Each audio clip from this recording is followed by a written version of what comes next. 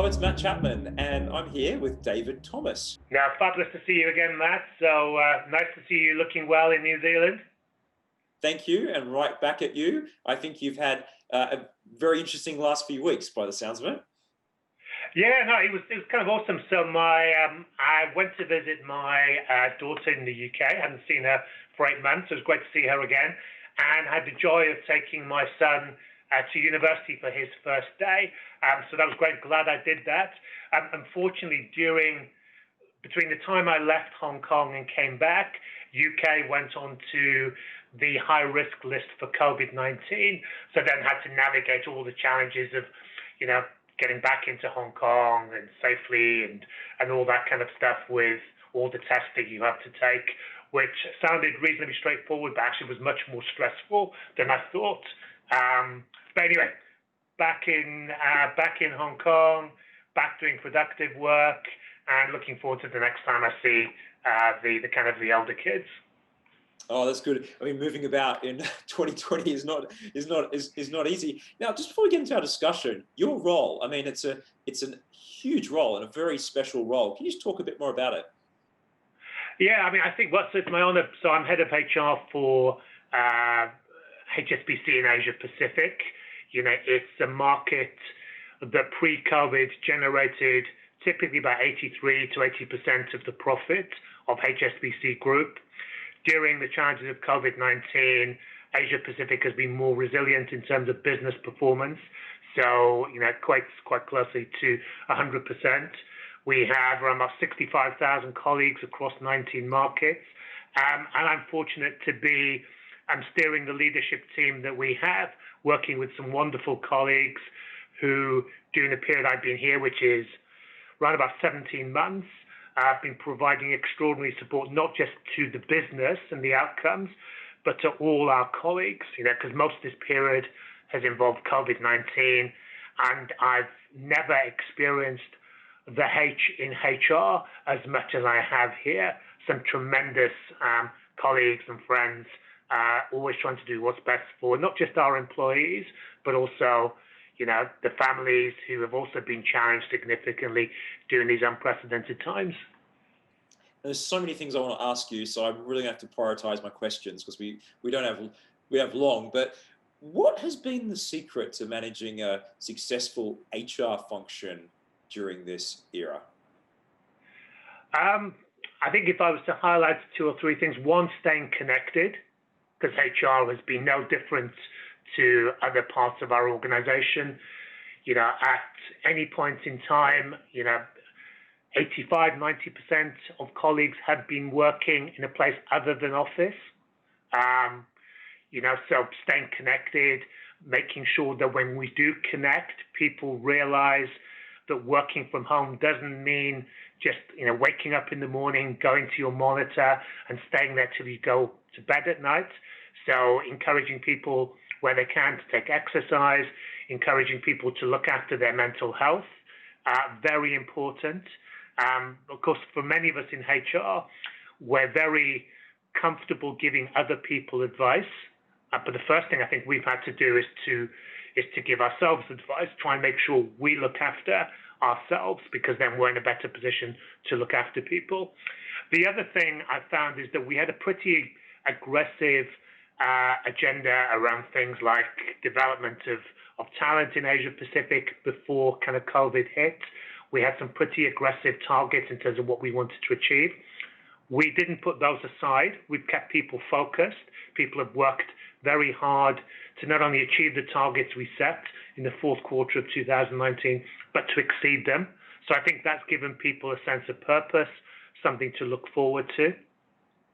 And the other thing is, we were chatting before we kind of went on air, just the sheer humanity, the care the colleagues have shown to each other, reaching out, connecting, and doing those things which don't exist in job descriptions, not worrying about what part of HR does this versus doing something else, just taking ownership and caring for human beings.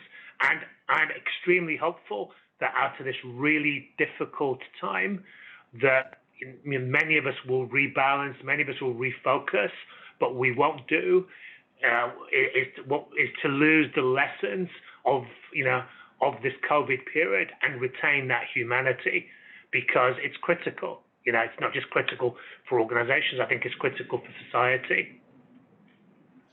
So in Hong Kong, you've been obviously in a very early position with COVID, ahead of sort of the world, I guess, with a region like Asia Pacific as well, relative to North America and to EMEA, have had, I guess, the advantage of moving through the stages relatively quickly and maybe, dare I say, a little bit more functionality than other parts of the world?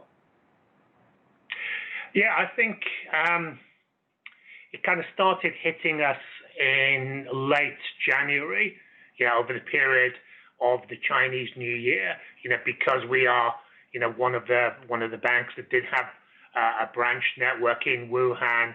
So pretty early, the team in China were dealing with the realities of COVID-19. And of course, there wasn't a playbook. There wasn't a number that anyone could call for advice. So the playbook really started being created by the team in China. And at a time when about half the leadership team, because it was Chinese New Year, were either in different parts of China than they were used to, away from their teams, or they may have even been out of the country. So new leaders kind of stepped into the space. People were making decisions. And quickly, we learned from the experience in China, transferred that insight to Hong Kong, to Singapore, to other markets in Asia Pacific, and then throughout the West, as all our colleagues and businesses were facing the realities of what was happening. But yeah, I think it was kind of, the sharing has been exceptional, and people have not been afraid to make decisions and, have been very connected. So, real insights, real kind of lessons. I hope that one of my colleagues will write the book one day. We're very proud of how colleagues have responded in these difficult times for customers and for colleagues. But yeah, particularly the guys in China, they were dealing with this, firsthand, and were very quickly sharing their insights and their advice. So, David, I know you're particularly interested in learning and development, and I guess how a workforce can be skilled up, how lessons can be retained, and I guess the agility in that function as well. Tell us more. Well, when I joined HSBC at the end of May 2019, we were talking as a leadership capability that we were looking to accelerate, being learning agility. And I think in many ways, we're fortunate in the work that we did in the early days, because the last 18 months or so have proved how important learning agility is. If you and I were talking 12 months ago, and we were saying, well, you've got 230,000 employees, any point in time, 200,000 plus will be working from home. People would have thought we were crazy, right? But that's what's happened. So, individuals have had to cope with a very different work dynamic. Quite often, perhaps their partners have also been working. Quite often, perhaps their children, if they have them, have been homeschooling. And then a lot of the leaders who would have grown up, by leading a group of people they see every day in the same location, suddenly they don't see them. Suddenly they need to lead in a different way. Suddenly they need to connect in a different way. Having discussions around things which were not generally on the business agenda, particularly in this part of the world. Things like mental health, things like stress management, things like the importance of exercise, and so on and so on. So I think, my colleagues, and it happened before I got here, who really thought learning agility was at the center of everything we needed to do around leadership in the future. I think they were smart, they were right, and just about every consultancy, every university where I read documentation from, I'm not an academic by background, but they conclude the same thing. The world is changing. Yeah, very few people know what the new world of work will look like. There's lots of ideas, But I think that is so fascinating and so exciting for us as employees, for as leaders, and a whole world out there of kind of untapped opportunity. Yeah, I share your enthusiasm for that, David, and I'm gripped by the human resource implications of what is going on at the moment. What do you see in terms of leadership for the future? And I guess it's been born out of the changed perspective of what is a leader, someone who's more empathetic as opposed to someone who's just opening new markets, et cetera, et cetera. But what's on your mind? Do you know, I thought I would have a really pithy answer, and it would be around New Think. But a colleague of mine was sharing basically a leadership manifesto of another leader.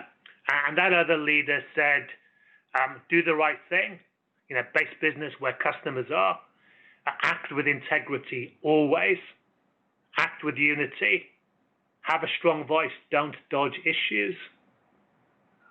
This was the leadership manifesto of a gentleman called Thomas Sutherland, who set up HSBC almost 160 years ago. So, Matt, I do wonder really how much is genuinely new in terms of leadership. I think, you and I could trawl leadership literature for decades, for hundreds of years, perhaps even a couple of thousand years, but there'll be some things, I think, which are going to be just as important in 2021, 2022 as 100 years ago. And I think that piece around genuine leadership through integrity, through trust, through genuine human relationships, connectivity, and dare I say it, I mean, this has been your business, right, since you set it up. This is how you build your business. You don't spend a lot of time on huge marketing or brand spend, but you do it through connections, through the work that you do, through the connections that you have. So I wish I could say that there is some fabulous new aspect of leadership. I'm sure things like artificial intelligence and everything else will impact, but there's probably a lot of those things that I've highlighted and Thomas Sutherland talked about almost 160 years ago, which I think will be just as important in 100 years' time. Yeah, what keeps on coming through in my mind as you're talking, David, is authenticity and how that's going to shine through. And I think sort of another area is really effective use of technology, where before we would have relied on the physical aspects of leading and use technology, but now the use of effective technology around connection as a replacement for physical presence, I think is a fascinating area to study. Yeah, no, absolutely, and I think we've kind of seen it, right? Where not just in work life, but in family life, the whole use of Zoom, people connecting through virtual, wine parties, virtual quizzes, and so on. I mean, it's just incredible how quickly technology can enable a different way of engagement. And I guess chief technology officers would love to claim the credit, but I'm not sure they can. But it just shows, as a human race, how quickly we are to adapt to difficult times and to build connections and to make it into something very positive. David, it's really good to see you. Stay fit and well, and thanks for your insights. Fabulous, Matt, and good luck with all of your endeavors, your ultra marathons, and maybe one day I'll get the courage to join you on one of them. You're welcome anytime. Thanks, David. All right, cheers, Matt.